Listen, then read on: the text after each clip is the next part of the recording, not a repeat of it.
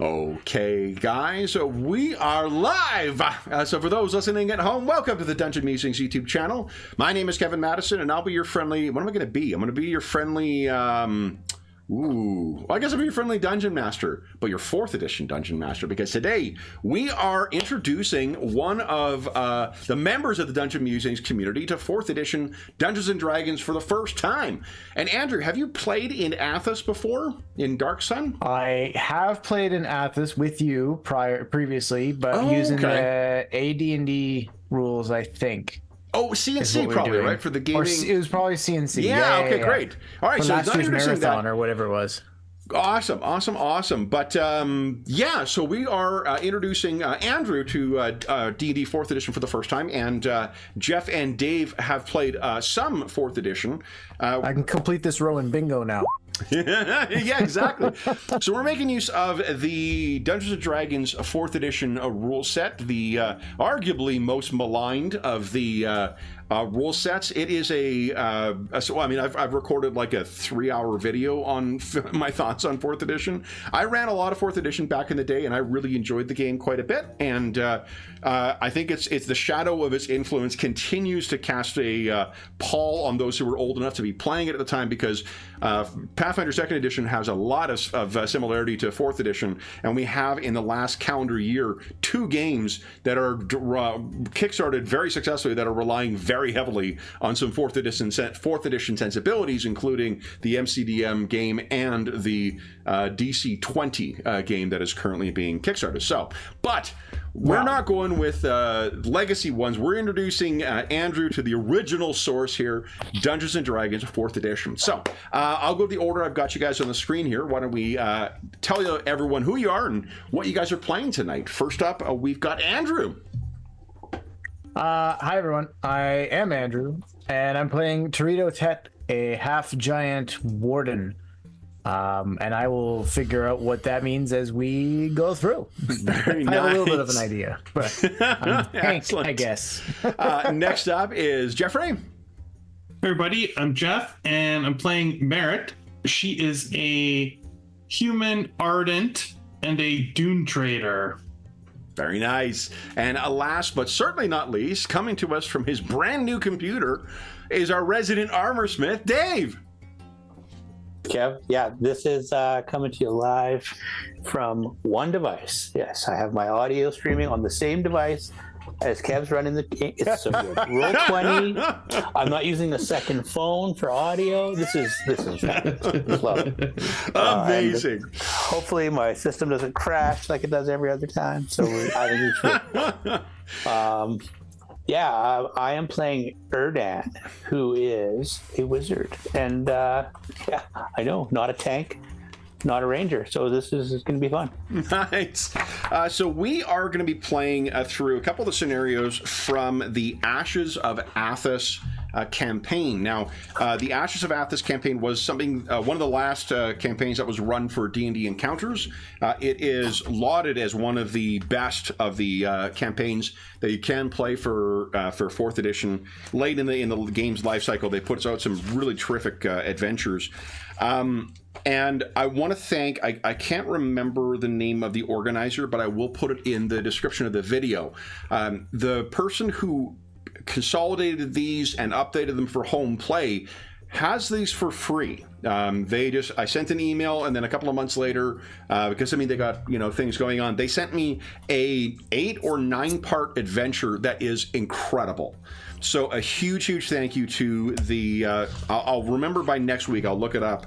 But yeah, this is a campaign that was put together by fans for home use for this, so a huge thank you to the person who's made this available for us to play. So that is great.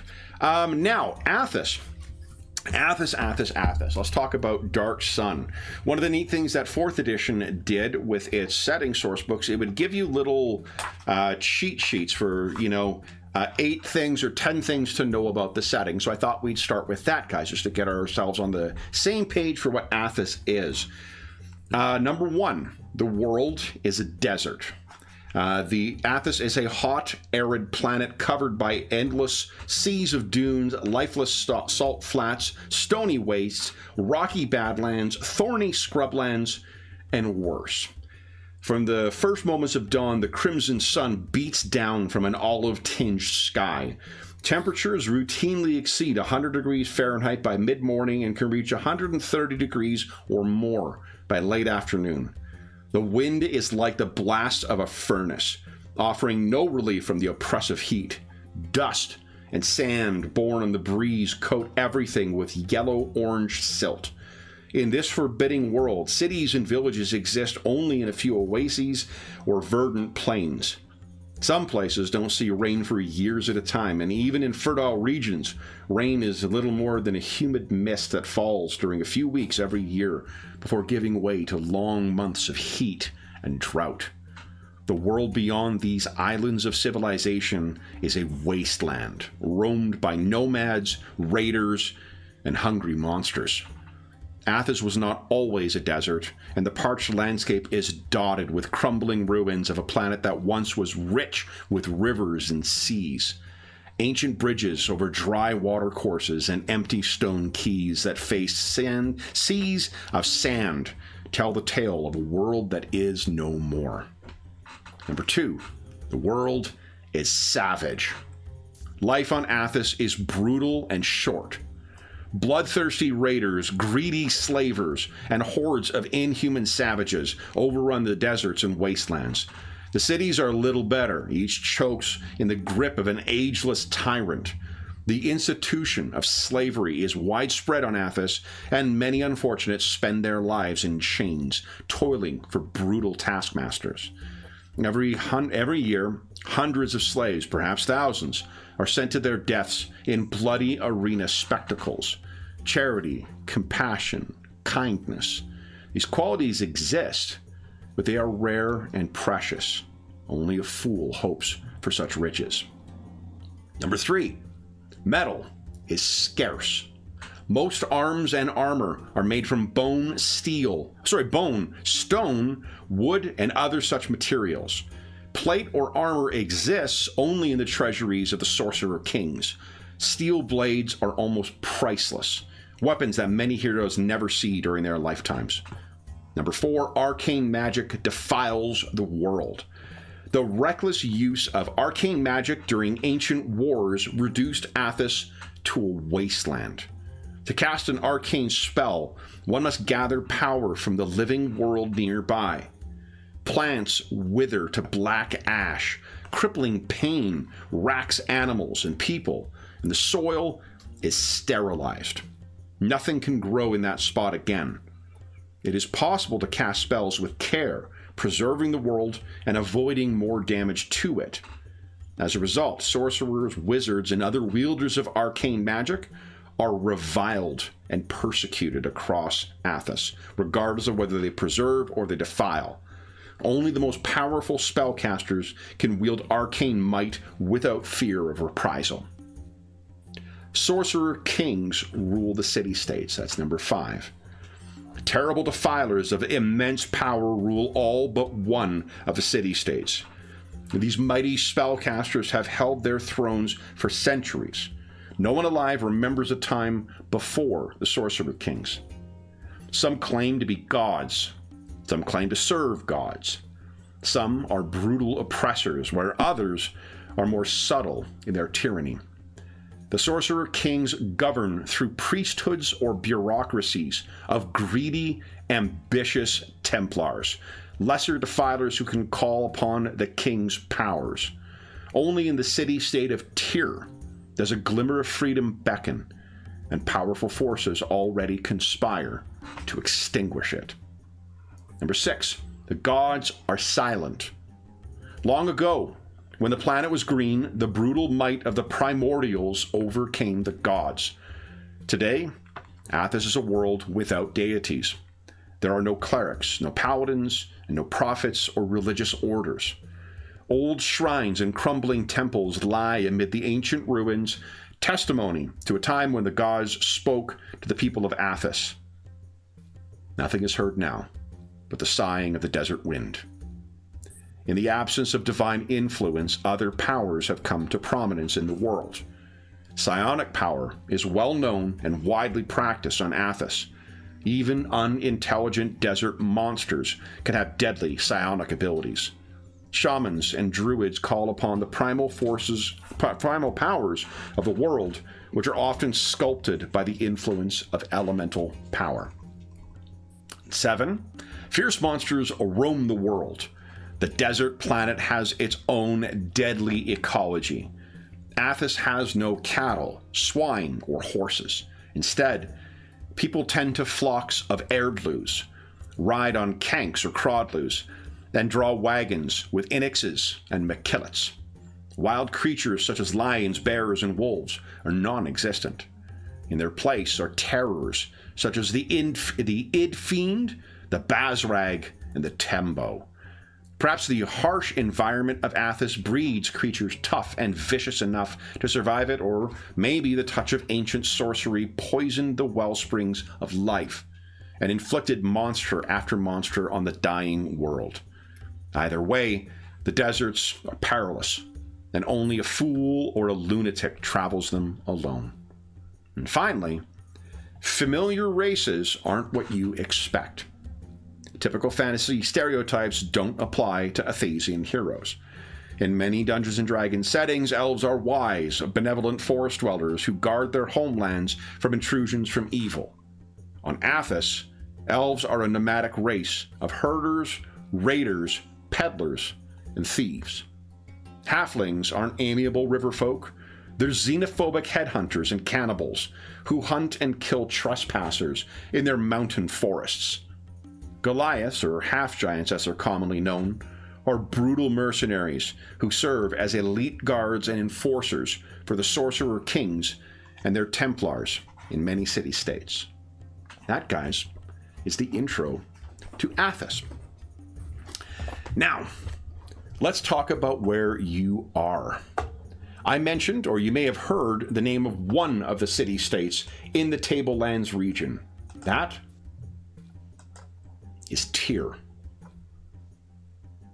Recent history in Tyr seems almost like a fantasy of some kind because the unthinkable has happened. A sorcerer king has been killed. King Kalak, through a conspiracy involving former gladiators, members of the Preserver-driven Veiled Alliance, and members of the nobility, and a betraying Templar, conspired to kill King Kalak. Tyr is now the only living city without a sorcerer king. Rumors say that many of the ruins to be found in the deserts of Athas were at one point, city-states not unlike Tyr. So they serve as cautionary tales to what happens when you lose your powerful benefactor. But that concern right now is overwhelmed by the possibility. Tyr has phenomenally powerful or phenomenally wealthy obsidian mines. Is it obsidian mines or is it iron mines? I actually can't remember canonically. It's got one of the two. It also is in a fertile valley. You can see in the background, there is a multicolored ziggurat. That was Kalak's ziggurat, and it was part of his plot to try and cheat and assume a kind of godhood. I don't think you know what precisely happened as your characters, but in the foreground, the big golden tower, that is the Tower of Kalak, now a center of the newfound government.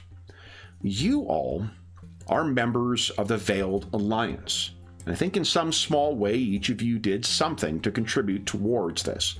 It may have been something as small as allowing someone through who didn't have any way of getting in the city, or perhaps you supplied something, a cover identity for somebody, or maybe you delivered a box and weren't sure what was within it.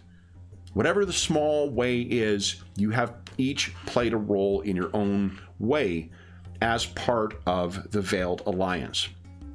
While the Veiled Alliance is known to have played a role in the defeat of Kalik, it would be foolish to assume that things are safe for preservers in Tyr right now. And as such, while there are front-facing or public-facing people who are members of the Alliance, you are part of a still secret cell. The Veiled Alliance is not willing to open up all of its secrets to its enemies, at least not until they know that Tyr is truly free and truly safe for preserver wizards. We talked on the Discord to give some ideas for how each of you may have been involved, and one of the continuing themes in that is a human wizard, a preserver, whose name is, I think, Sartaj. Sartaj is an experienced preserver mage, which means she is equally crafty at concealing her identity. One of the things where Dark Sun wizards differ significantly from those in other settings is you learn to hide your spellbook early or you die. So rather than having a big book with a bunch of spells in it, you may have a strand of knots that are tied in just such a way so you understand what is in there, but no one else would. Or perhaps you have a patterned rug that has different color coatings on it, and that's where you hide your spells. I'll leave it to you, Dave, to decide what your own spellbook is like. Another thing that has traditionally been part of the setting is something called somatic concealment. Obviously, if you're waving your hands around and then something unnatural happens, people may think it would be perhaps elemental magic, perhaps psychic powers, but as soon as they feel that slight tinge and pull of arcane power, they'll know precisely what it is you were doing. So preservers learn to try and conceal their magics. You also, one of the things that is neat about this, in the second edition version of Dark Sun, only defilers could defile, and only preservers could not defile. It's neat where the fourth edition version, anybody can, so there's always that temptation to draw on that power. Do psychics ever get mistaken for wizards? Do who? For defilers? The psychics. Psychics generally no, because there is a different, you don't have to do the same manifestation. Psionics are as much a part of Athas as what the Sands are. Like they are even more so because it is a place where psionics are always a powerful part of it. There are academies where members of the nobility of the different city-states will send their people. There is also, because this is a legacy of second edition, the idea of the psionicist multi-class character was always a powerful part of the game. Mechanically speaking, in second edition, all the sorcerer kings are multi-class defiler psionicists. So not only are they powerful defiling wizards with mastery over arcane magics, they also were unmatched masters of the mind. Okay. Yeah. Okay? So this is what Tyr looks like from above. I've got the little side thing there.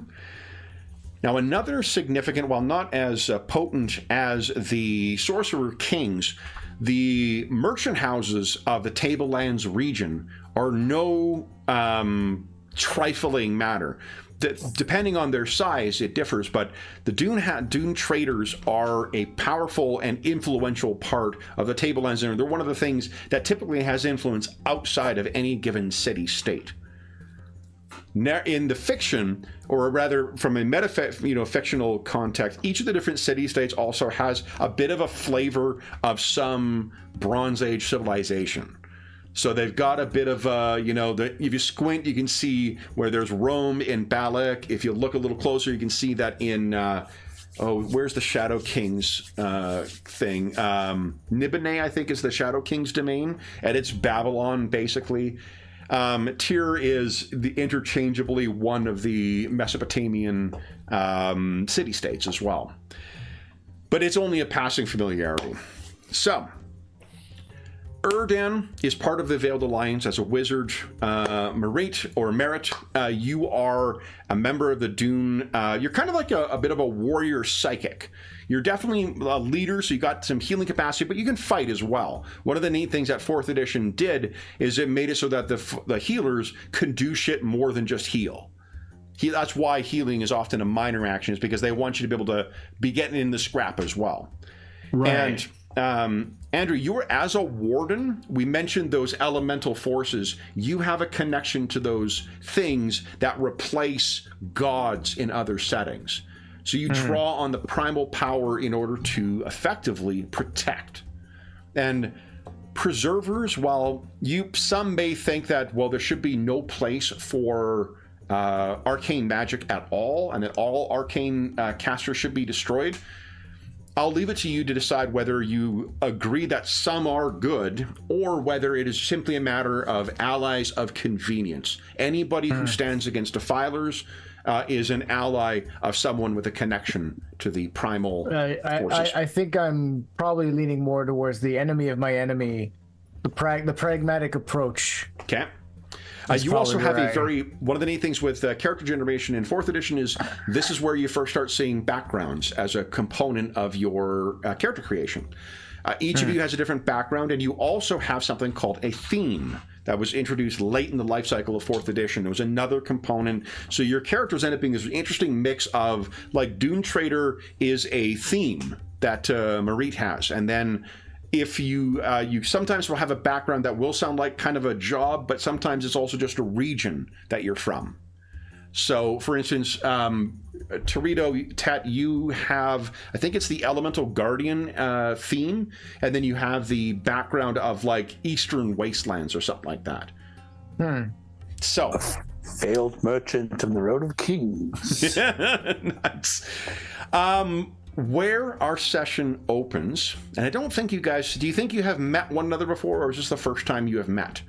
I can tell you that Sartaj has called you together in one of the, really the most important headquarters for the Veiled Alliance in Free Tier, and you are going to be meeting with not only her, but also Marama, a instructor of sorts. Erdan, you of course know both of them.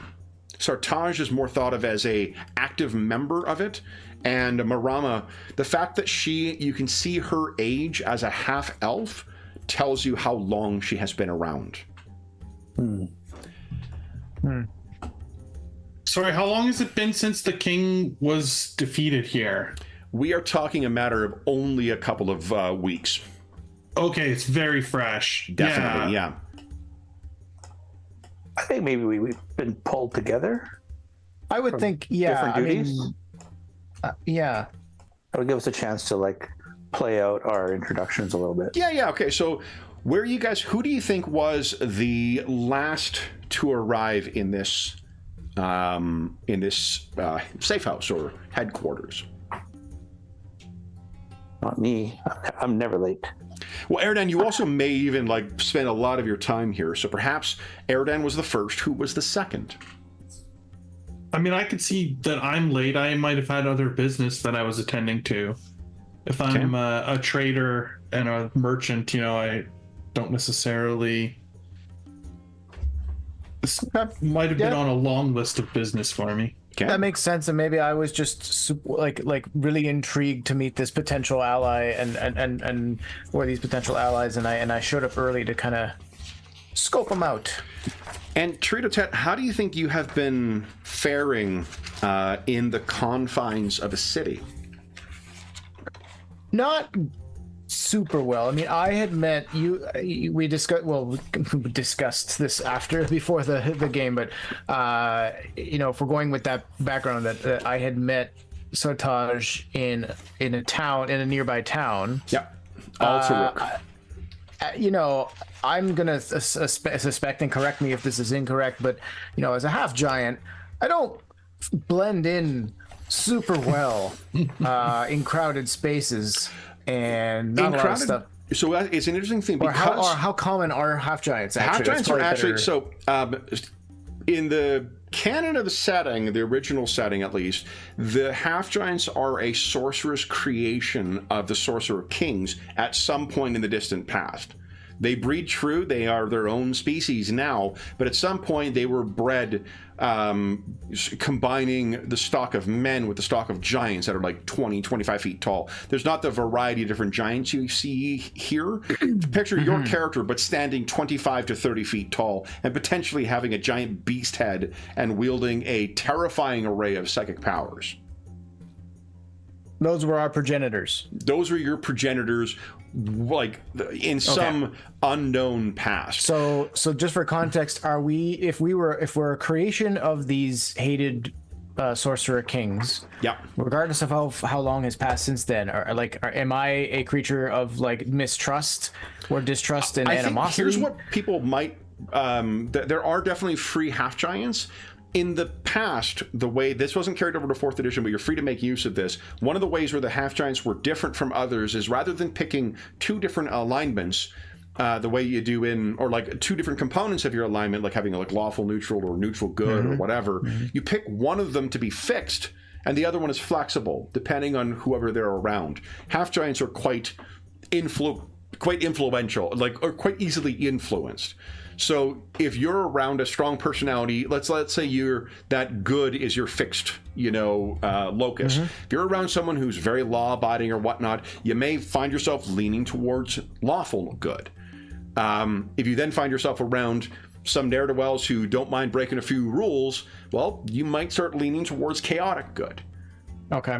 The other thing is when people see half giants within the city, I think the most common thing they think of is first probably Kingsguard, because every Sorcerer King loves having half giants as their shock troops.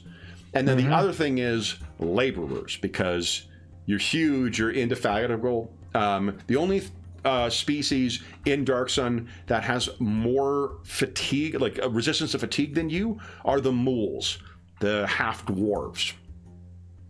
But you also drink a lot of water, damn it. You drink a shit ton of water. Yes. Yeah. So kind of a mixed popularity there, mixed bag. So when people saw you out here, what they might assume is that maybe you're a freed guard in the post-Calic, interregnum. They may assume that you're a laborer of some kind. I would say, like, maybe, in fact, if my intent is to meet with a resistance group, potentially a group seeking to form a new government or something, probably don't want to advertise that too well. So I might actually lean into maybe someone had originally some merchant or something made that assumption that I was a Kingsguard or something, but like part of an investigation of what's going on or what has happened, and we're trying to, and maybe I leaned into that and I played up this idea that I am searching for evidence or information about what happened, how did they get away, how did they escape, or whatever, and I'm playing into that, and that's allowing me to kind of get around some of that suspicion, maybe. Okay, love it. So then you are probably the second to arrive. Once Dave gets back, we'll have him tell us. Well, what maybe you can tell us what impression do you think people make when Torito Tet comes in?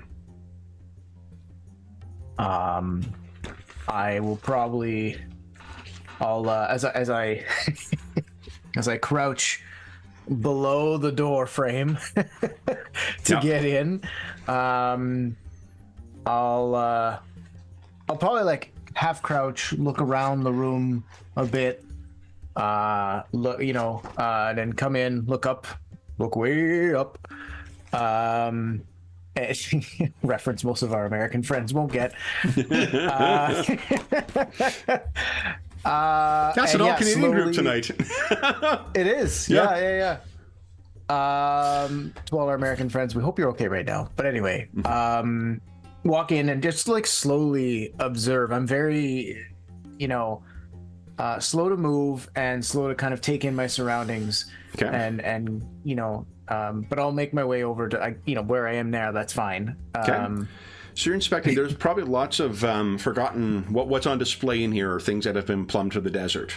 So there are signs or, statues of forgotten peoples, kings whose names have long, lost the lips of men. I'll be intrigued by that. I'll go over and I'll kind of take a look at them. I might.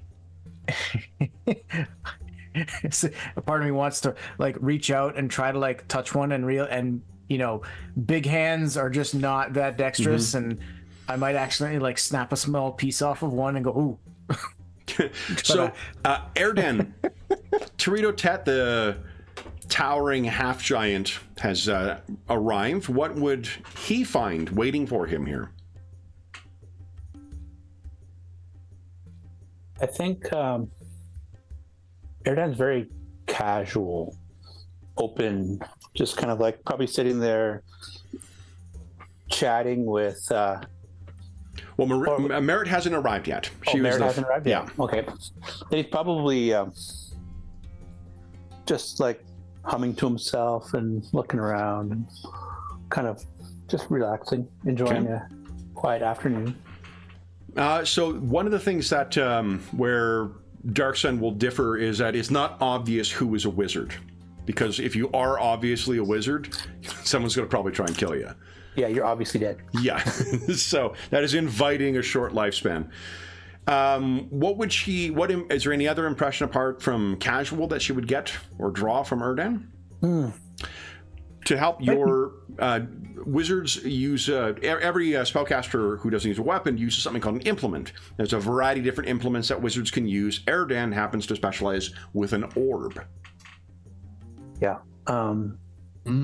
Probably wouldn't have the orb out or anything.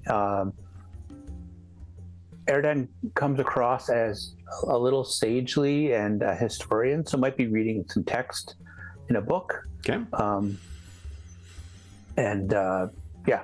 So it is unlikely to be a book, only because it is Dark Sun, but a papyrus, or some kind of scroll may potentially be there. Yeah. As far as like the dressings or the set design kind of goes, think more Conan than Tolkien. Yeah. Okay, that makes sense. Okay. And then when Merritt, I keep wanting to call her Merritt. Sorry. When Merritt comes in, what impression does she give? I think she moves quickly and with confidence. She looks like someone who spent a lot of time out in the desert. Probably has a lot of sand in her clothes and a dark tan that looks, really stuck on. Even solid. For Athas as well. Yeah, exactly. Torito Tet, you may give Merritt a run for her money as far as sand, dusted complexion. I forget, is Erden a half elf or an elf? Actually, I have his character sheet here, so I can take a look. He's an elf, which means he's also very tall and very lanky. And also one who's not indoors as much as others. I think that's probably why we were all pulled together, because we all have similar experiences outside of the city and so forth. So I think you all know Sartaj because she is sort of the cell head. She's your contact between all of them. And it's not surprising. The fact that they are bringing 3 members of this cell together who have not met one another before is either indicative of maybe there's a big change coming for the Veiled Alliance, or maybe there is a task. Right now is a very uncertain time in Tyr, so things could end up great, but also one of the other cities' sorcerer kings may see this as a fruit ripe for plucking now and march their army of slaves here to raise Tyr to the ground and take its people back in slavery. You have no sorcerer king to protect you any longer. So, when you close the door, Merritt, there is something that you notice, actually. There's not like there's a ton of noise outside of the room, but when you close it, there is definitely some kind of baffling effect that's going on. You've been in this room before. Maybe you just didn't notice it. Why don't you give us an Arcana roll, please? Is that a skill? It is a skill, yeah. It'll be on the first page, I think. Yeah. Oh, I am really Yeah, you good are at not it. great at this. So you shrug. Yeah. It's oddly and- quiet in here. Merritt has a very long spear in her. She kind of leans on.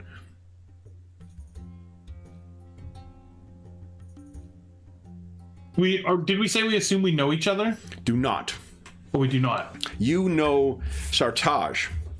I would probably take a seat at the table and sort of look around the room and just... I am Merritt. They're done. Rito. Nice to meet you, gentlemen. Any idea why we were summoned? It's been rather secretive. I'm not sure. I was told nothing except where to be. Sounds like Sartaj.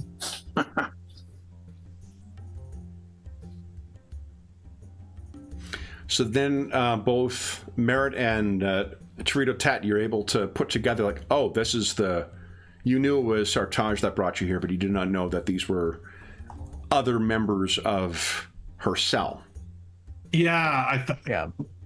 I think that previously I've pretty much only contributed financially, so this is a little different for me. Smuggling might be also a big valuable smuggling, thing. yeah. Yeah. Okay. But not like, in a room with someone who's clearly a warrior and a very strange man. Maybe a sage. What do you mean a warrior? I am a tailor. I am also a comedian. You look like a broker of goods. Do you have a weapon, Torito? Yeah. Actually, I have He not, does. I have not He has looked at something that. called an ahulak. And an ahulak is one of these neat signature Dark Sun weapons. I really should have just got an illustration of it, but let me hold up. Oops, I just lost my map. Okay, so it's that thing right there, that like flail. Oh. Flail, like a hooked flail. Yeah, Oh with my blades goodness. on the end. Yeah. I'd So- say he's come with a weapon. And it is scaled up for the half giant as well. Oh yeah, like So it's your rather head can large. fit between the claws. Yeah.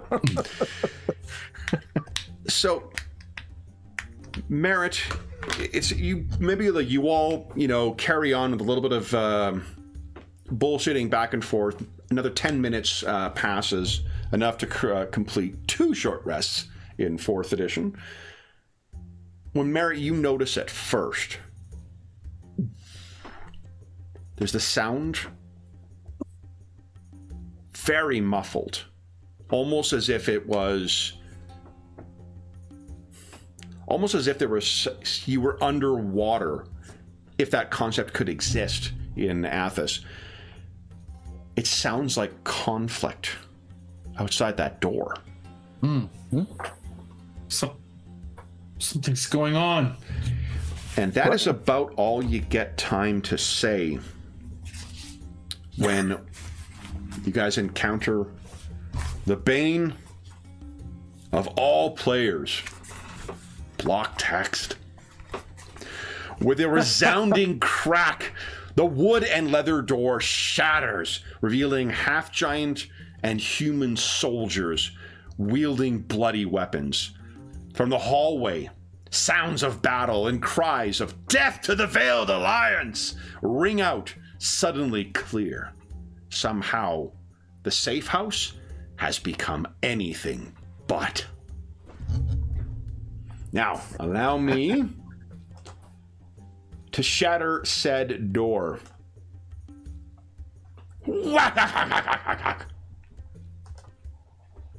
And that is who is standing outside. The humans are in the front, the half-giants are in the back, and there is something that lurks further beyond, with a nimbus of power going around it. Guys, Let's roll some initiative. So, I need to duplicate these. Don't do it. You broke your thing last week. Yeah, which just means I get to start all over. You get back on the horse. What bucked you? So, You should have a little thing here. in the corner. X days since an incident. For those listening at home, I was 2 days shy of going an entire year without accidentally erasing an initiative tracker. That's actually kind of amazing. That close? It was that close, yeah. 2 days short of 6 months. God, man! I was having too much fun in Fallout. I just lost track of the time. Now, in this one, I think you may need to click on your token before you roll initiative. So go ahead and do that. Initiative in this game works like it does in 3rd or in 5th, whereas you go in order. Nice roll, Marit. Okay. I did sense something. That is true. That is very true. I know as soon as I try and click on who... Torito. What? Did you click on your token? Fucking amateur hour here for me. Because in 5th now I'm so used to not having to do it. There we go. There you go. Yeah, there are a lot of these games that do have that updated now, but not this one. Okay, so that is an 8 for them. Come on, 8 for them. I'm rolling my bat dice, guys. Here we go. All right, and that's an 11 for him, and a 8 for him. Let's make it yeah. Okay. Now, the weird thing about 4th edition is the GM's favorite monsters get to go first. Not buying that? Okay. So, then, first up will be Marit. Move minor standard. What are you doing? Drawing my weapon is it a minor? I believe it is a minor. Let me take a look at my awesome GM screen, which has this great... Okay, here we go. Minor actions, draw or sheathe a weapon. Yeah, so I use my minor action to pull out my spear. Yep. And I'm going to get up. I can move 25 or 30. It'll be squares. This game, it's going to be a listing of squares. Oh, where's my squares? Marie, you can move 5 squares. Okay, perfect. So can Marin. I'm going to move towards the door, and as I move, I'm going to say, "You've made a terrible mistake." Okay. You also, incidentally, you have reach of 2. Ah. So you can reach not just one adjacent, but one after that. And the 4th edition is where diagonals counting the same as 1 started. So you can feel free to... Excellent, Kate. That's your move, your minor, and what's your standard action? You got a power you want to use? Then? Yeah. Why don't I'm going to just start with... And remember, if you are choosing on attack. using any of your psychic power, you choose that before you use your power. Right. Like how many points I'm going to use. Exactly, yeah. I'm going to use my demoralizing strike. Love it. Okay. One creature. And are you spending any psychic points into it? One modifier. Use 1 or 2. I'm going to use... Oh, if I do 2, it turns it into a burst 1. It turns into a burst 1. Oh, meaning 5 feet around me. Exactly. So that's not great for your position. Yeah, it's not worth it. So I'll just use I'll just use 1. Use 1? Okay. I will use 1. So your spear flares up with psychic power. Go ahead and make your attack roll. It's AC. There it is. Okay. Holy shit. Nice hit. Okay, so that is the Vicious Legionnaire has a 17. That is a solid hit. And you did augment 1, 12 damage. Look at this. What does it look like as that power unleashes onto him? Yeah, I think it's just sort of like it's very clear that she has, imbued her spear with her will. So what this means, you've also broken his morale, so his will. If anyone has any powers that target will, that target, let's see here, will do, hero, he's depressed. If you have anything that targets will, that he'll be a good target to use because he'll be easier to affect. Now, each of you also has, right now, one action point. An action point can be spent on your turn to take another standard action. Standard can always be cashed in for move or minor. You will get another action point after you complete 2 encounters. Okay. So there's no re-rolls in this game, really, but that's the thing. You don't need to spend your action point, but to give you an idea of how long it takes to get them back. Yeah, I won't spend it this turn. I'm good with the Erdan, you're next. Barrage.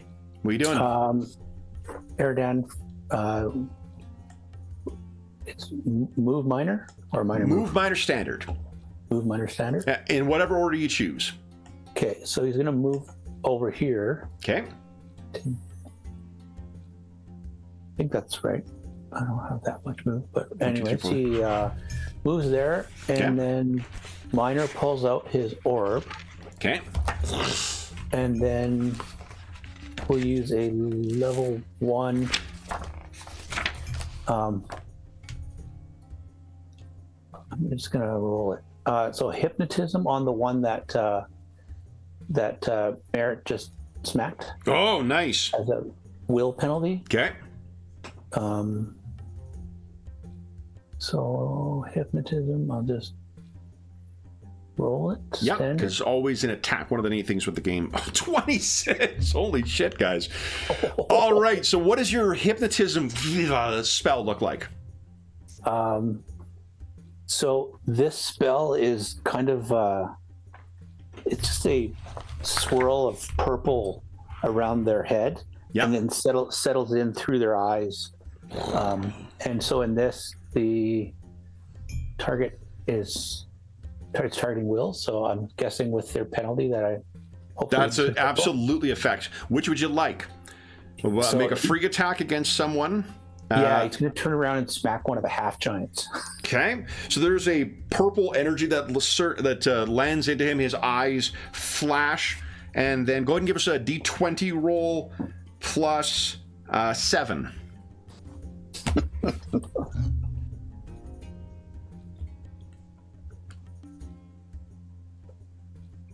That's actually a mess. So it seems as if they were prepared for you, wizard. Now you have an action point you could spend, take another standard, or you can be done. I will. It'll be 2 encounters, this one, and then 1 more before you get another action point, just to judge. Okay. And so, Kev, when you said it's only the red ones and black ones that have to check Yes, the off, red right? are your encounter powers, the black are your daily powers. Okay, and so I can use the green ones as often as I like? Correct, yeah. Okay.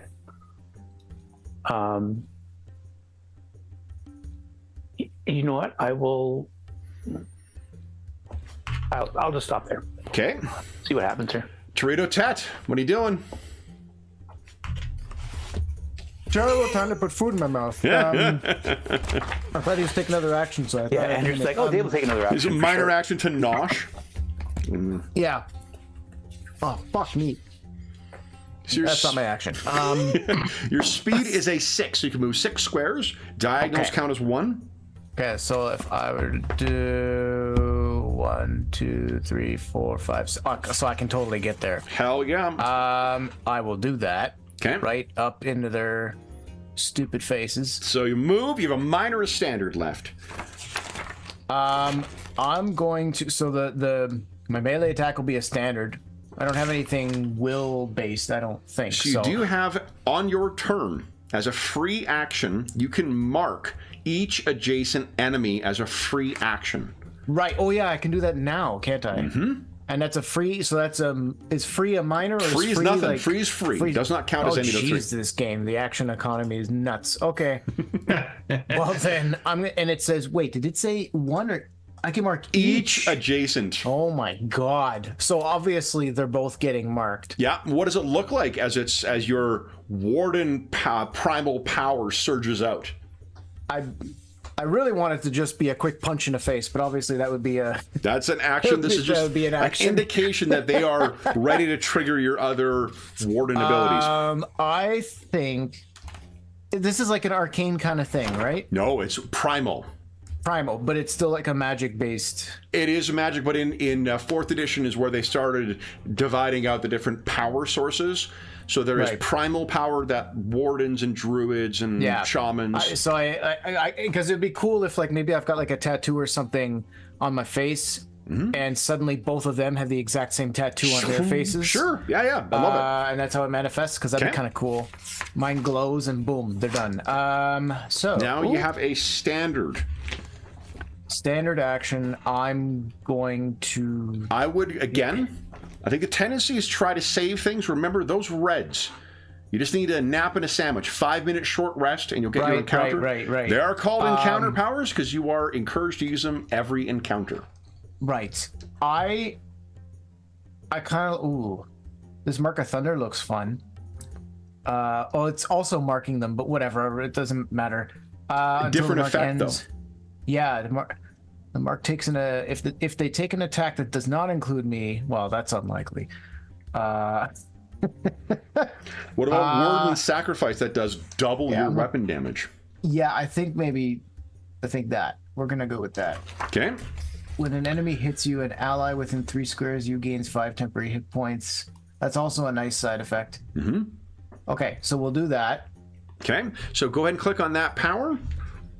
And you can tell us what it looked. Oh my god! You guys rolling nothing but 19s in this session? So your power, incidentally, your particular each class has a subclass specialization. Yours happens to be Stormheart. You draw the nature of your power comes from lightning and the tempest and things like that. What does it look like as you lay your hulak into one of these two guys? Absolutely. Some like frenetic lightning energy emanates out from me down my arm and through the chain of the thing and out through the 4 prongs. All right. As it just sinks into them. And which one do you want to hit? I know this one's already been damaged, but probably the one that's directly in front of me as I charged. Yeah, you got it. Okay, so that is 14, and then he's also marked until the end of your next turn. When any enemy hits you, an ally within 3 squares you gains 5 temporary hit points, and temporary hit points will go on top of your maximum, and they are lost first, and they are lost at the end of the encounter. So. Next up, then is someone at the back. Now you can see how. I don't know if I loaded the full actual image here. Whoever is in the back there is a sickening feeling you have in your gut, Torito Tet, as this thing begins casting some kind of spell. This at the back is a defiler. No. It is going to use so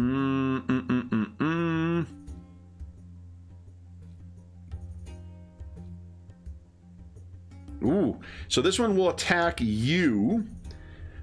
It, as a standard action,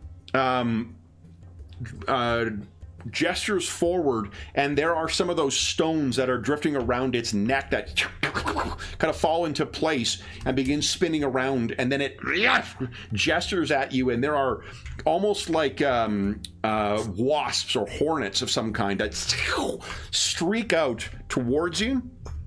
Does a 19 hit your will? And this is, to be clear, like exceeds the number, right? Yes. It's a target number? Okay, then yes. That hits. All right. So you are hit with its Dragon Fear Ray. You take 14 points of psychic damage. Oof. And until the end of the Defiler's next turn, you take 5 psychic damage the first time you damage the Defiler or one of its allies. So it hits you, and there's this like lingering psychic connection in there. Yeah. You have taken damage though, which means, Marate, you now have 5 temporary hit points. I don't have a space on your... You can maybe use a dot on your token to track that. Yeah, okay. Okay. So what does it look like as that triggers Torito Tet and the power soar, kind of infuses into Merit? I think it's actually still lightning, but the color and hue may change as it arcs over from me into you. But instead of damaging it, it heals you. So maybe I don't know what color, but anyway, it'll be a different one than attack the others. Okay. So then, you, Merit, are infused. Next up is the Legionaries. All right. So this vicious Legionary. Let's see. One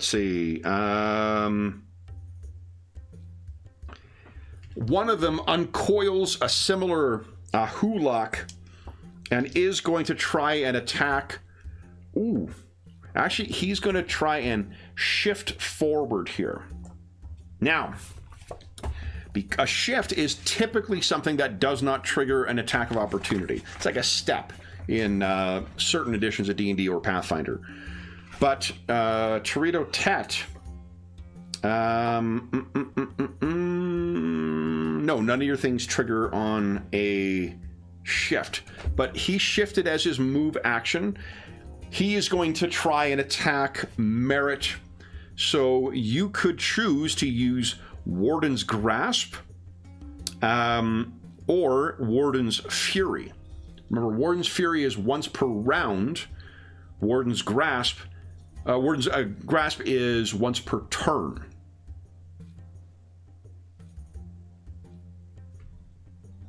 Because I'm attacking someone who is that you have marked. I don't know why I thought it was. I was looking at the red. Yeah. True. I should do. So one would who cares? I'll slide just him try by one. Right. The other would allow you to attack him, and you'd have combat advantage, which means +2 to hit. The Fury would allow me to attack him. That Warden's Fury, but Warden's Fury you can only use once per round. So that'll be like one time you could use this as a reaction, then you would be using Warden's Grasp. Why don't I try the Grasp? Because the Grasp, I can slide them, and then they can't shift again until the end of its turn. So Oh, it's like pushing him back to his square. Yeah. This is more of a literal like. Back Nah, I in don't line. think so. Yeah. Yeah, get back. So I that like it. has shifted him back. All right, so That's he has Oh, it doesn't do. I don't need to. Okay, it just does it. no attack roll for see. that one. All right, then it is. Let me.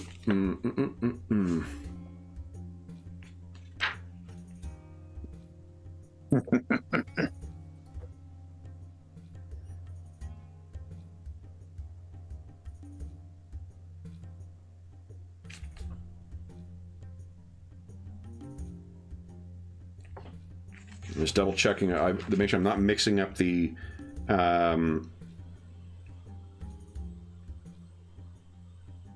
what do you call it? Immediate interrupt and immediate reaction.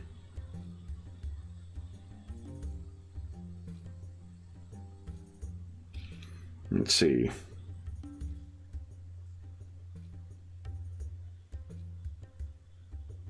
Okay, if a creature takes an immediate action, it can't take another one until the start of its next turn. I totally fucked that up when I was describing it before. Oh, But that is an immediate... Warden's Grasp was an immediate action. Yeah. An immediate... Oh, I see. So you can only kind of do one or the other. Yeah. And then... So then I can't do. Well, that makes sense then, because I can't just like, if the other one goes now, I can't use the other immediate action to interrupt them too. I can't just interrupt everybody. Yeah. I'm just trying to remember because I was reading it the other day, and what is it here?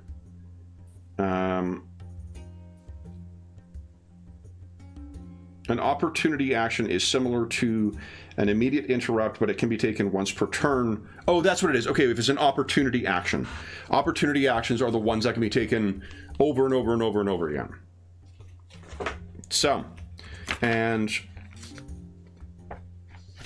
you also have, if we could check, this is where your marking ability comes in. I just want to double check how that works. I've got it on your character sheet. Sorry, Andrew, I'm just going to switch to the front here. Once during each of your turns, you can mark each adjacent enemy as a free action. The mark lasts until the end of your next turn. So that's Natured Wrath, Nature's Might. Okay, but I think there's something with... Hold up here. Maybe it's marked in general. Let me just check that. Get my old handy-dandy rules compendium. Marked, here we go. When a creature marks a target, the target takes -2 attack penalties for any attack that doesn't include the marking target. A creature can't be subject to only one mark at a time. Mark immediately ends when its creator falls unconscious. Okay, so it doesn't... The attack of opportunity is the fighter marking ability. So the fighter is the one who can keep attacking over and over and over again. All right, so you've shifted that first one back. Now, knowing that you could only do it once per turn, would you rather have done the attack, Warden's Fury, as opposed to the shift? No, because I'll get a chance to use the other one. Sure. Okay. So then this one... Doesn't he have some kind of psychic thing on him that if he does damage to somebody, something bad happens? If he takes damage.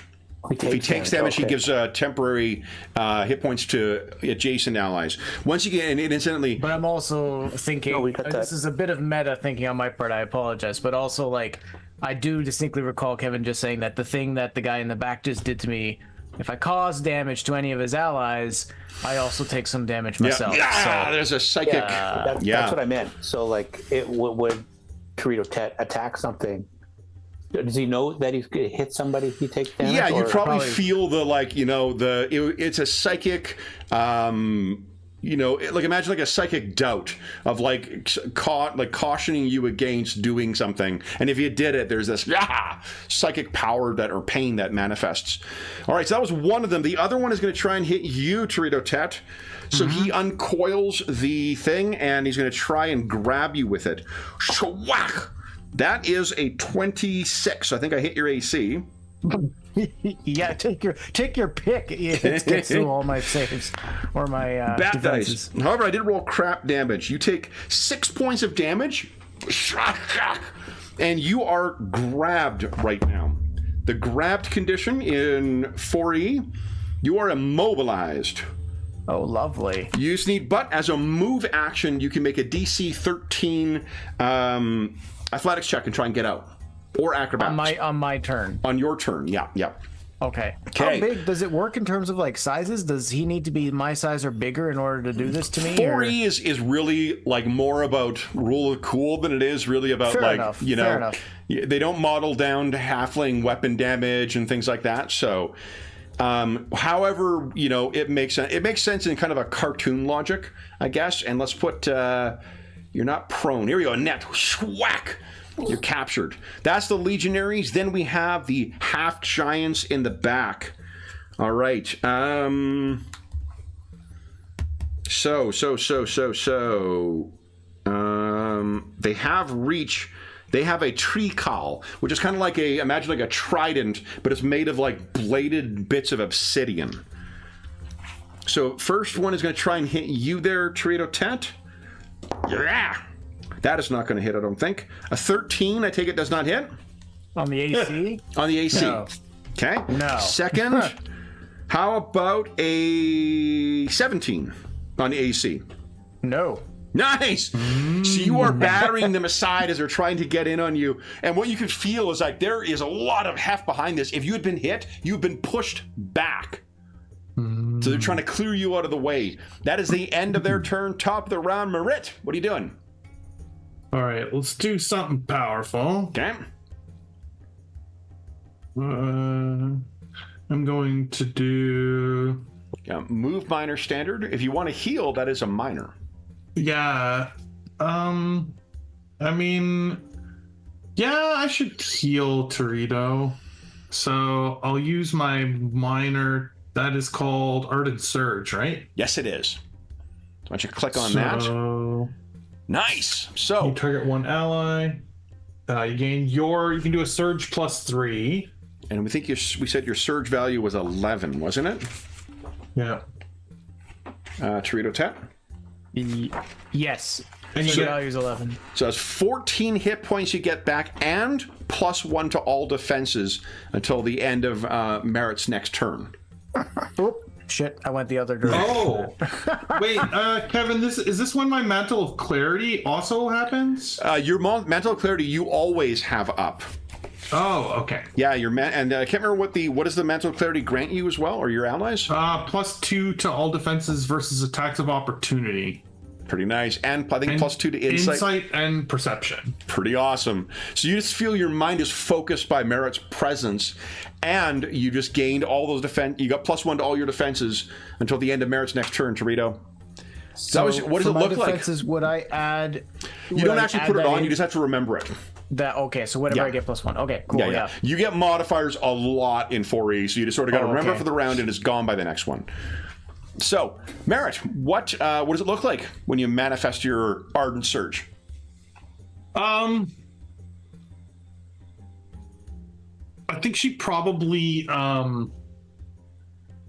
reaches over and not necessarily touches, but puts her hand close to Rito, and you just sort of see that similar psychic energy. It's like kind of very clearly like comes from her face. It's almost like her tan goes from like dark brown to like golden for a second and then sort of flows out. Nice. So one of the neat things with a lot of the base healing abilities always have kind of a burst 5 thing, because to get away from like I constantly have to run up and hit to someone to heal, you've got a decent radius when you can always affect your targets. And then what is you got a minor, sorry, you got a move and a standard still. Yeah, I'm gonna use. I think I'm gonna use Focusing Strike. Okay. Are you spending any psychic points? No, I don't think I need to on this one. Okay. I'm gonna save those because those are like kind of let extra healing and stuff happen. I think so. They do not. Oh, not one of them does. Okay. With one of your energizing strike Yep. does. Yeah. So go ahead and make your attack. But I think the Focus Strike. There we go. Focusing Strike. Solid hit. Okay, so no one is being affected by something. What does your Focusing Strike look like? It's like probably similar to the last one I did, but now as the psychic energy sort of flows down her spear, it like makes the point of her spear extra sharp as she jams it into it. Amazing. All right. And there's a wave of emotional power. Would that you were affected by something like a save could end, Torito Tet, you'd be rolling. I think that's the end of your turn, Merritt, unless you've got to move. Yeah, I don't think I'm gonna move. I'm gonna stay close to Torito. Okay. Erdan, what are you doing? Erdan is going to move up a little closer and present a target to the one that's in the back there. And you, in particular, know a defiler when you see one. There is a scorching on the wooden floors here. And I'm going to cast Charm of Misplaced Wrath on the half giant on the right. Okay. 15 versus Will. That is a hit. Slide up to 3 squares. Backwards. Okay. Right beside the defiler. So he'll have to go there. And he's dazed. No, the defiler, the giant on the right, sorry. Oh, the giant on the right. Okay. So you must slide one over. There you go. They make a basic attack against the creature of my choice. Remember Wait, you hit... Oh, yeah, it's both. Yeah, amazing. Yeah. So awesome. Give us a attack with 1d20 roll, please. I love it. Let's see. 15! All right. Yeah, so that is, as he staggers back, spins around, +2 to the damage roll as well. Dave, would you give us a 1d10 +8 roll?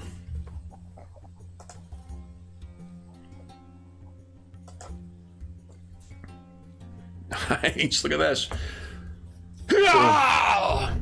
So, and then the way this spell looks is, again, it's a purple flash, but you don't see anything between, like it's not like a line or a bolt or something that goes to it. It's a purple flash, and the target sees it, and then it gets all disoriented, and he just kind of scrambles back and turns and smacks the... Nice. Do you have a minor action? I don't have a minor. Okay. But I'm going to use my action point. Nice. What are you doing? I'm going to use ice rays. Okay. At the beguiler or the defiler. Sorry. The defiler. Okay. Let's see. 22 versus reflexes. Solid hit. And they are immobilized, so they cannot move. When it does 1d10 plus intelligence plus. Yeah, it's already rolled. Already rolled? Okay. Yep. Okay. First you rolled a 1. So, yeah. All right. So there's a layer of frost that surrounds him. All right. Then it is Torito Tet. You're up again. What are you doing? Well, I think first I'm going to use my Font of Life ability to take my save now. Remember, there's not a save. It is a move action to try and escape. Oh, from the grapple. I thought it was okay. Well, then I'll do that. I will start there. Okay. So give us an athletics check, please. DC 13.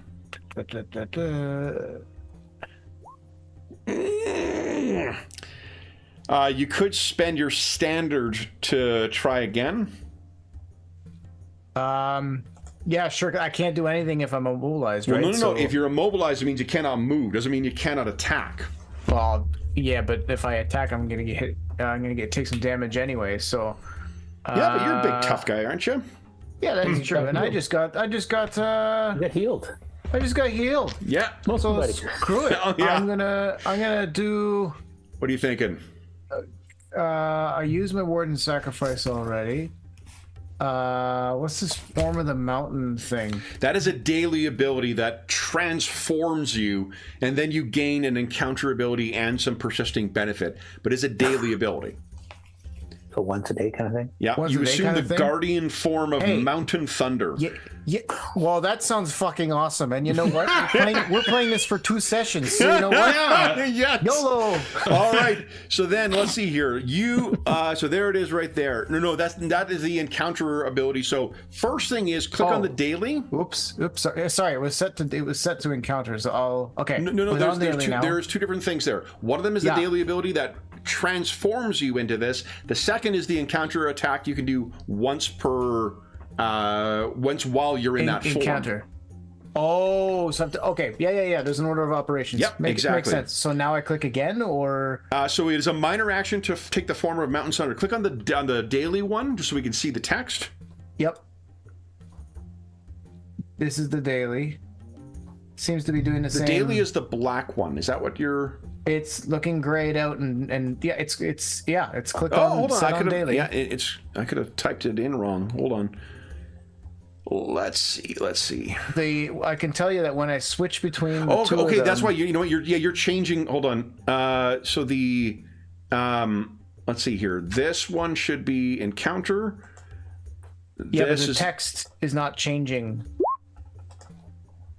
That's weird. Now it's doing it. Okay. Because you weren't clicking on you were changing it to the daily instead of using the daily. I don't understand how that differs, but that's okay. Well, one is a daily ability you can use once per day. One is I know that, Kev. But when the sheet opened, it was clicked on encounter and it was a red border, Right. and then I clicked it and I got the damage. You said, because, hold on, Andrew, because you can change the settings on it. Yeah. What you change it from is from an encounter ability into a daily ability. It's what you misunderstood what I was asking you to do. Instead of clicking on the grayed out daily ability, you went into the encounter ability and changed it from encounter to daily, and then clicked on the button. Oh, I'm a fucking idiot. There's a one above it. I see Nope. what you mean now. Okay. Just a mistake. Yeah. That's okay. You understood now. So, what you got there is you assume the mountains, the guardian form of Mountain Thunder. What does it look like as you assume that form? Can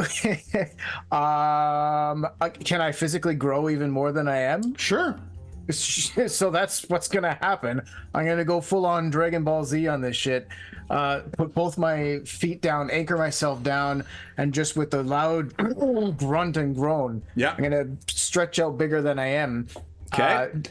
Does this? Do I pick this guy up as he's still trying to grapple me? No, what you do is you are still grappled by him, but if you're attacking him, we use your Mountain's Thunder form for one. When you hit him, that's a 22 versus reflexes. That is a hit, so you knock him prone. So that is 8 damage. Purple is prone. Do I kind of end up making it a moot point whether or not I moved away? Because Well, no, he's in the ground. He's still grappled. so we're still tangled together now. Yeah. But here's Okay. the other thing. Each enemy marked by you takes 4 lightning damage on top of that. But then here's the weird cascading thing. Because of the other boyo's spell on me, I also take damage now. You take 5 points of psychic damage. That's right. But then also, once per round, when you hit an enemy with a melee attack, each enemy marked by you takes thunder damage equal to your. That's in addition to the lightning damage you just did. Okay, so hold on. So lightning damage equal to my strength modifier plus 4. Yep. So my strength modifier. Your strength modifier is a +4. That's what that indicates. It is a plus 4. Yeah. Okay. And then so your now- thunder. Do you want, unless you want to save for some other melee attack, do you wish it to be this one? Why would I do that? Let's do this. So your lightning is covering you entirely. Your skin seems more granite-like than before, and when you hit, thunder and lightning echoes down this corridor as you smash into them. Now, you've used your encounter ability for a form of Mountain's Thunder, but every time you hit someone now, each adjacent marked target takes 4 points of thunder damage, and you've got resist 3, which is DR3 against all damage, and you get +1 AC. What was the thing where That is your takes Mountain's damage? form. This is the daily. So Yeah, sorry, Dave. What? What was the thing where Triotet takes damage and someone within 3 squares gets temporary hit points? Oh yeah, that's still a thing, isn't it? it is. I think it's when. Let's see here. Is it when you take damage or when you? Let's see here. Oh no, but that was only until the end of your turn, though. That was. Okay, that's a temporary. Yeah. That was one of your attacks, wasn't it? Where's Triotet? Here we go. That was my Warden's Sacrifice. That was Warden's Sacrifice until the end of of your my turn. next turn. So Yeah. Okay. Yeah. Wait, end of next turn. It's so my yeah, end so of, your it's turn. end of my next turn. So But the it's thing not is, the end you of my can't get turn more yet. temp hit points. Like you take the most that you can gain. So if he, like you right now have 5 temporary hit points, Merritt. If Merritt got 7 temp hit points, she would then have 7. If she gained 5 more, she would still just have 5. Okay. You take the highest number of whatever you've gained. All right, Triotet, you are Right. currently in Mountain Thunder form. You have fucking rocked the 2 legionaries in the front there. Anything else you wish to do? I think I've done plenty. Okay. Then the Defiler, all right, is not pleased with you. So the Defiler is going to unleash yet another Dragon Fear Ray against you. Ow, man, that one is not going to cut it. Then it is the Legionaries. one of those needs to stand from prone, which means you can make an attack of opportunity on him. Would you like to do that, Torito? I'll take another 5 damage to. That's done. That was only to the end of his turn. Oh, that's then gone now. Obviously, I'm taking an opportunity. So this would be a attack. basic attack, one of those ones right at the top. Your basic melee attack. Yeah. Okay. So he's staggering, trying to get up. What does it look like I'm as you take him assuming that's down? a nat 20. Yeah. Yeah. Okay. Yeah. Only 10 damage. Come on, roll 20. Look at all those fucking zeros. I think he gets a double damage with a crit, so that's 20 damage. What does it look like? That's better, but still. I have good news. You're not grappled anymore, or not immobilized. I should say not. In fact, if you'll allow me, maybe Yeah. I will take his weapon off of me and use it to batter him back down. I don't know. That sounds cool. It does sound cool. That is a different action, though. So Yeah, sure. Fair enough. Yeah. Fair enough. All right, I'll hit hit this guy, and he is not getting up. The other one is going to try and grapple you. That is a nat 20. Fuck. Crit for Oh crit. wow. Well, you give some, you lose Yeah. some. That's how All it right, works. so then you get, let's see here, this is 10, 25 points of damage, Torito Tet. Then... Wait, did we add 1 to all my resistances? Oh, it You doesn't have matter. It's a nat 3. 20. So that's actually, no, but it's 25, that'd be 22. You get to ignore... Is it so how does it work when I got +3 because of my current mountain form, but No, Mary had resist also... 3 acts just like DR in 5th edition. Reduce Okay. the damage. You just reduce the damage. Oh, okay. Because Yeah. my defenses had also been increased by 1. Yeah, but a nat each. 20 is a nat 20.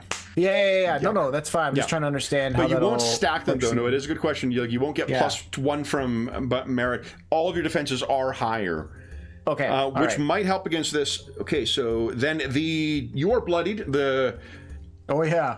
That half giant is going to try and push you. 13 versus your AC. 13 versus AC. No. Okay, then this one stalks forward, having shaken its head free. How about a 19 versus your AC? That just hits. So yeah. Does that include your +1 from your Oh, mountain? sorry, it does not because I'm at 20 right now. Nice. All right, so you batter it aside. That is the bad guy's merit. One more round. What are you doing? Yeah, let's do it. I am going to use my ardent alacrity or whatever it's called. Ardent alacrity. again. Okay. Yeah, this one. Okay. Okay, so this only happens. Look at the trigger when you Yeah. are bloodied by an attack. Oh, is that the wrong one? That's no ardent alacrity. But you need ardent this surge. is the one I want. Oh, That's the great. one Okay, I cool, wanted. cool. Yeah. Nice. All right, that's another 13 points back for you, Torito. Nice. Thank you very much. And now I'll use my, I think it's energizing strike that Yep. I power up. Oh, nat 1. Oh, no. Oh. And we're back to normal roll 20 for Jeff. Boy. You have not spent your action point yet, Merritt. You want to use your action point, do another standard? Yeah, might as well since it's the last round here. Okay. Is the action point on the character sheet somewhere? No, it's not. It's just. At least I don't think so. There might be a place Well, to. I'll roll this. I'm gonna do this. Oh, sorry. That means I already spent the psychic points, though. If you were intending on spending it, yes, those are spent when you. Yeah, so I can't do it again. You spent 2? Well, I have to spend 2 to give him the extra healing surge. Oh yeah, and the other one's dying. Oof. Yeah. So I'll have to save the last one, but I might as well attack this guy because maybe I can keep him off of you. Yep. So Go ahead. let's see here. I'll just use this one. 15. That is just a hit, and the target takes -2 penalty. Oh, it's a demoralizing one. But it's also enough. What does it look like as you slay this legionary? Yeah, I think it's just I can see Torito is sort of getting overwhelmed even in his giant form, and so I just lean forward and just like skewer him to the ground for a second and come back. Awesome. Then it is Erden. Erden sees Torito taking a beating, and that the filer is still in the back, and they still have these two half giants. So it's time to pull out the daily. So he's going to cast Phantom Chasm and open up an illusionary chasm in the hallway, right in front of the. Starting here. So does it target? I can't remember how that works. Range of 10 with a burst of 2. Yeah. So you can target exactly a square. Yeah, you could hit all 3 of them. Okay. 22 versus Will. That is going to hit all of them. So each of them takes 8 points of psychic damage. Let me just do that first.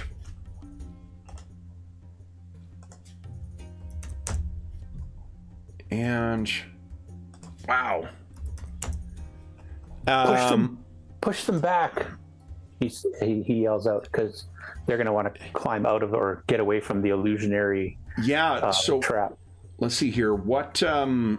The creates a zone that lasts until the end of the encounter. Any enemy that enters the zone falls prone. So when power refers to enemies or creatures, it's important to make that distinction. So Merit and Torito Tet can freely enter that zone.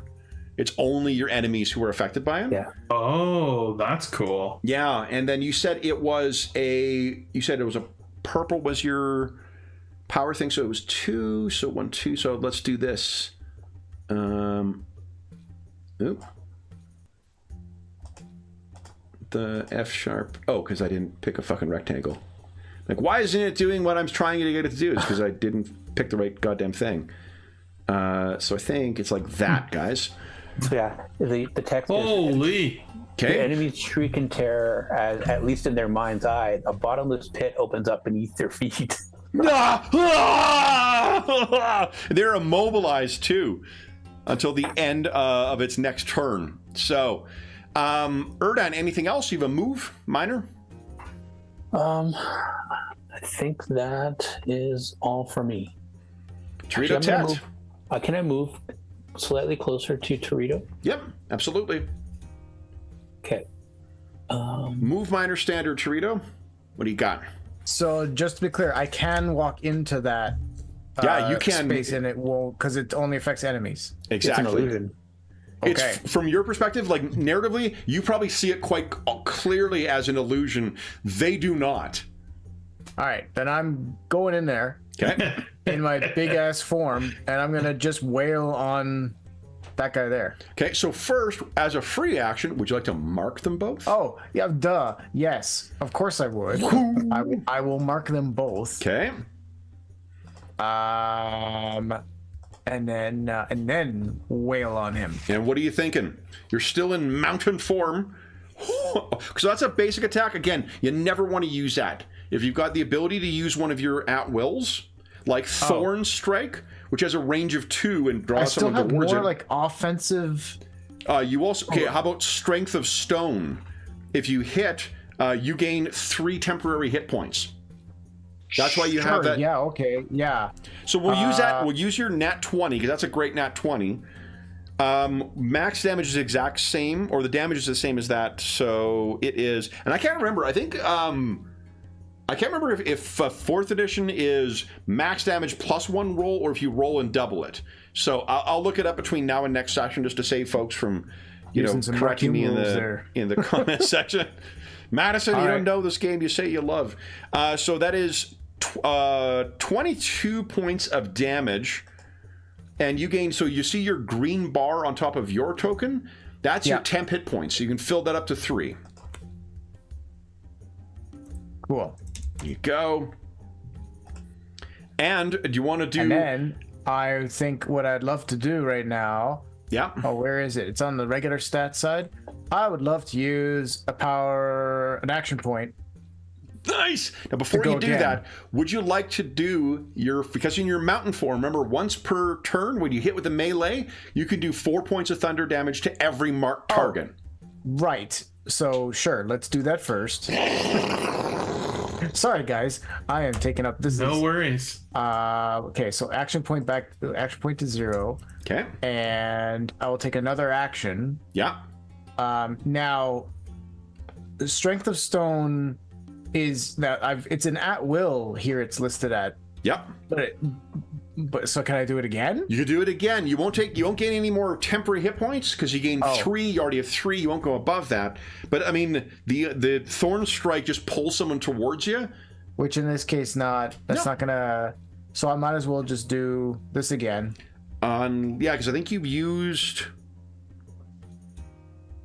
Yeah, I think you've used all your sand steps. I have not used Form of the Mountain's Thunder, I don't think yet. You have. That was the one that did all that. That was the one that, yeah. Crazy Sorry, damage. I have them open and now they're moving around on the page here.